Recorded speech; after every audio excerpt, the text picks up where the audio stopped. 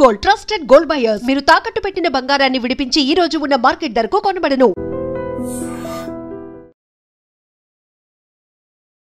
Hi hello నమస్తే, welcome back to iDream media. ఈరోజు మనతో ఉన్నారు హైకోర్టు అడ్వకేట్, అలాగే ఇమిగ్రేషన్ కన్సల్టెంట్ అయిన H1B వీసా కన్సల్ట్ సంబంధించిన పూర్తి వివరాలు ఇవ్వడానికి పృథ్వీ గారు ఉన్నారు. సార్తో మాట్లాడదాం.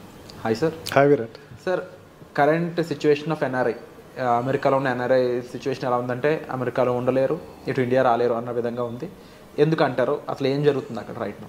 ఇప్పుడు అమెరికాలో ఉండేవాళ్ళు పర్మనెంట్ రెసిడెన్సీ కానీ, అక్కడ ఉండేటువంటి రెసిడెన్సీస్, అక్కడ ఉండేటువంటి గ్రీన్ కార్డ్ హోల్డర్స్ కానీ, అక్కడ సిటిజన్షిప్ గురించి కానీ మనం పెద్ద వరి అవ్వాల్సిన అవసరం లేదు. వాళ్ళకి ఆల్రెడీ సెటిల్డ్ దేర్. అక్కడ వాళ్ళని ఏమీ టచ్ చేసేటువంటి ఆస్కారం ఉండదు. మనకి ప్రాబ్లం వల్ల ఎవరికి వస్తుందంటే H1B వీసా మీద వెళ్ళిన వాళ్ళ దగ్గర వస్తే ప్రాబ్లం. H1B వీసా వాళ్ళు వెళ్ళే వాళ్ళకి, అక్కడ ఆల్రెడీ ఉన్న వాళ్ళకి ప్రాబ్లం వస్తుంది. ట్రంప్ ఉద్దేశం ఏంటంటే ముందు అక్కడ ఉండేటువంటి ఎంప్లాయీస్కి, H1B వీసా ఎంప్లాయీస్కి శాలరీలు పెంచేస్తాడు ఫస్ట్. అంటే ఉన్నటువంటి $1,20,000 పర్ యానం US డాలర్స్లో వచ్చేటువంటి ఎంప్లాయీస్ ఎవరైతే ఉన్నారో వాళ్ళకి ఒక్కసారి శాలరీ పెంచేస్తాడు. అంటే $1,20,000 నుంచి $1,40,000, $1,50,000 చేస్తాడు. తన ఉద్దేశం ఏంటంటే ఈ $150,000 జీతం శాలరీ తీసుకోగలిగినటువంటి వాళ్ళు మాత్రమే అక్కడ ఉండాలి. ఓకే. మిగతా వాళ్ళు with in short term they have to వాళ్ళు పెట్టి బేడా సర్దుకుని ఇండియాకి వెళ్ళిపోవటమే. ఇక్కడి నుంచి వెళ్ళేవాళ్ళు కూడా ఆ $150,000 రిక్వైర్మెంట్ ఉన్న వాళ్ళు మాత్రమే అక్కడికి వెళ్ళాలి. అంటే మనకి వీసాస్లో, H1B వీసాస్లో వెళ్ళేవాళ్ళు రెండు రకాలు ఉంటారు విరాట్. ఒకళ్ళు ఏంటంటే కంపెనీ స్పాన్సర్ ఉంటాడు. అంటే ఏదో కంపెనీ, అతను ఎక్కడో పని చేస్తున్నాడు, ఆల్రెడీ తన ఒక కంపెనీలో పనిచేస్తున్నాడు అనుకుందాం. వాడిని అక్కడికి పిలుచుకెళ్ళేటువంటి ప్రాసెస్, అంటే కంపెనీ టు కంపెనీ తీసుకెళ్ళేటప్పుడు వాడి యొక్క రిక్వైర్మెంట్ ఉండేటప్పుడు తీసుకెళ్లే వాళ్ళకి పెద్ద ఇబ్బంది ఉండదు. కన్సల్టెంట్స్ ద్వారా వెళ్ళేటువంటి వాళ్ళు ఉంటారు.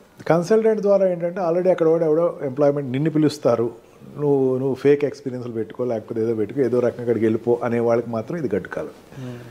ఆల్రెడీ అక్కడ ఈ రెండు రకాలుగా వెళ్ళే వాళ్ళు, వెళ్ళిపోయిన వాళ్ళు ఉంటారు కదా అక్కడ, వాళ్ళకి నీ ఇందాక చెప్పాను చూసారా, మీకు ఈ పారామీటర్స్లో $1,20,000 శాలరీ ఏదైతే ఉందో, US డాలర్స్ శాలరీ ఏదైతే ఉందో, ఆ శాలరీ కన్నా తక్కువ ఉన్న వాళ్ళు you better drop from the country అని చెప్పేసి ఒక 2 months టైం ఇస్తాడు. ఆ 2 months టైం దేనికి ఇస్తాడు? Search for a new job. వాడికి సర్చ్ చేసినా సరే వాడికి అక్కడ రావాల్సిన $1,20,000 శాలరీ తోటి ఉండేటువంటి ప్రమాణాలతో ఉండేటువంటి కంపెనీలో జాయిన్ అవ్వాలి. Otherwise you have to come back to India. Nothing, అక్కడ ఎంప్లాయీ ఎవరంటే it's nothing A contract labour. ఇక్కడ నుంచి కాంట్రాక్ట్లో అక్కడికి వెళ్తాడు. 6 months to 2 years కాంట్రాక్ట్లో వెళ్తాడు. వెళ్ళిన తర్వాత రెగ్యులరైజ్ అవ్వడం, అంటే వాడు అక్కడ ఉండేటువంటి what we call green card కానీ, అక్కడ రెసిడెన్సీ పర్మిషన్ కానీ రాదు వాళ్ళకి. వాళ్ళు ఇంకా గాల్లోనే ఉంటారు. అసలు రెసిడెన్సీ పర్మిషన్ రావాల్సిన వాళ్ళు ఇంకా 60 లక్షల మంది ఉన్నారట అక్కడ. ఇంకా 60 లక్షల మంది ఉన్నారు. ఓకే. వీళ్ళందరికీ ఎప్పుడు రాను, వాళ్ళు 3 phases వైజ్గా వస్తుంది. వాళ్ళకి ఫేస్ వైజ్గా రావాల్సి ఎప్పుడు వచ్చిన వీళ్ళకి, I'm not talking about Indians, world వైజ్గా ఉండేటువంటి అక్కడ US ఉన్న వాళ్ళు 60 లక్షల మంది. వీళ్ళందరికీ రావాలి. అక్కడ ఉండే గ్రీన్ కార్డ్ రావాలి. గ్రీన్ కార్డ్ తర్వాత సిటిజన్షిప్ అప్లై చేసుకుంటారు. గ్రీన్ కార్డ్ రాకుండా ఉండి H1B వీసా మీద ఉన్నవాళ్ళు అక్కడ ఉన్నవాళ్ళు, వాళ్ళలో చాలామంది లెస్ దాన్ $1,60,000 మాత్రమే ఉన్నవాళ్ళు ఉన్నారు. $1,60,000 పైన ఉండేటువంటి వాళ్ళు జనరల్గా సాఫ్ట్వేర్ కంపెనీలో ఉండేవాళ్ళు. మనకి ఏంటంటే సాఫ్ట్వేర్ కంపెనీ ఒకటే అనుకుంటే కనపడతాయి, ఇంకా చాలా సెక్టర్స్ ఉంటాయి. ఆ సెక్టర్స్లో ఉండేవి అక్కడ ఆల్రెడీ USలో లాంచ్ అయిన వాళ్ళు ఉన్నారు. వాళ్ళందరూ కూడా $1,60,000 పైన శాలరీ ఉన్న వాళ్ళు మాత్రమే ఇక్కడ ఉంటారు. వాళ్ళకి $1,40,000 చేసేస్తాడు, గ్రాండ్గా చేస్తాడు. ఫస్ట్ $1,40,000 చేసి ఈ $1,40,000కి వాడికి ఇన్పుట్ ఉన్న వాళ్ళు మాత్రమే తీసుకోండి, ఇలాగే తీసుకోవద్దు. ఓకే. మెయిన్ కారణం ఏంటి? నా దేశీయస్తులు అక్కడ ప్లేస్ అవ్వాలి. అంటే అక్కడ జనరల్గా అక్కడికి వెళ్ళే వాళ్ళు అక్కడ ఉండే వాళ్ళతో కాంపిటేటర్స్ అవుతారు. $1,20,000 శాలరీ అండి, $1,20,000 శాలరీ కన్నా తక్కువ ఉండేవాడు అక్కడ ఆల్రెడీ దొరికేస్తున్నాడు. వాడితో వీడి కాంపిటేటర్. నిన్ను తీసుకోవాలంటే నీకు ఎక్స్ట్రా టాలెంట్ ఉండాలి.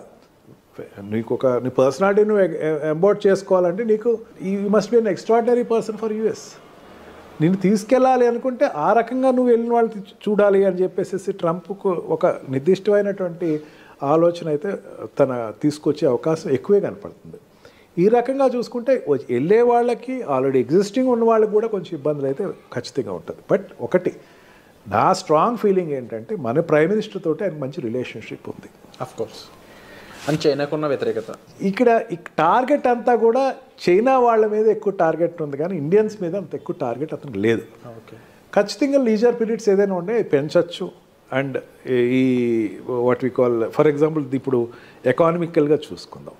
ఎకానమికల్గా చూసుకుంటే అక్కడ ఇంపోర్ట్స్ ఏదైతే ఉన్నాయో చైనా నుంచి వచ్చేటువంటి ఇంపోర్ట్స్ని 60% ట్యాక్స్ పెంచే అవకాశం ఉందన్నాడు. అంటే చైనా నుంచి ఇంపోర్ట్ అయ్యేటువంటి వస్తువులన్నిటినీ కూడా ట్యాక్స్ పెంచే అవకాశం ఉంది. ఇప్పుడు అమెరికాలో ఎక్కువ చైనా గూడ్స్ దొరుకుతాయి మనకి. ఆ గూడ్స్ అన్నిటినీ 60% ట్యాక్స్ పెంచేస్తున్నాడు. ఎందుకంటే డిస్కరేజ్ చేయటం కోసం అని చెప్పేసి తనకి మెయిన్ ఉద్దేశం అది. ఈ రకంగా ప్రతి సెక్టర్స్లోనూ అతనికి ఈ చైనాని ఎంత డిస్కరేజ్ చేయాలి అని ఉంది. He got good friendship with Indian prime minister. Indian తోటి మంచి రిలేషన్స్ అయితే ఉన్నాయి. మెయిన్ ఏంటంటే చాలామంది అనుకుంటూ ఏంటంటే ఇండియాకి చాలామంది H1B వీసాలో ఇండియాకి వచ్చేస్తారు, లేకపోతే ఇండియా వాళ్ళు చాలా ఎఫెక్ట్ అవుతారు. కానీ మరి నాకు స్ట్రాంగ్ నమ్మకం ఏంటంటే ఇండియాతోటి రిలేషన్స్ ఎస్టాబ్లిష్ అయితేనే తనకి చైనాతోటి పోటీ పడవచ్చు. అంటే ఈ సౌత్ ఏషియన్ ఏరియాలో చైనాతోటి పోటీ పడే పెద్ద కంట్రీ ఇండియాయే కనపడుతుంది. ఇది ఇప్పుడు కాదు, ఫస్ట్ టర్మ్లో కూడా అదే అతను ఎక్స్పోజ్ అయ్యాడు.